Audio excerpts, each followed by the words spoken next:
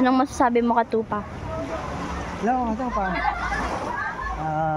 Sa pinagpalang araw po sa ating lahat na ngayon ay nagkaroon tayo ng pagkakataon na magkaroon ng ganitong banding sa ating pamilya. So, sulit naman, no? Kasi kahit bira lang tayo nakapunta ng dagat. Saya. Naalala ko kasi nung sa probinsya namin, kahit anong araw, kahit anong oras ka gustong pumunta ng dagat, halos wala pang kalahating kilometro, dagat na. So dito, kahit nasabihin na natin, nasa Cavite lang din naman, pero nasa Imus kami. Bira lang din ang pagkakataon na magkakaroon tulad ng ganito. So yun, masaya, Katupa. Makita natin yung dagat, Katupa. Tingnan natin yung dagat, oh.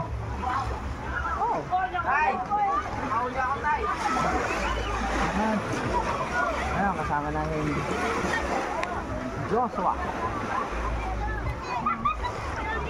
So, ahon na kami kasi kanina pa kami dumating. Medyo matas pa yung araw ngayon.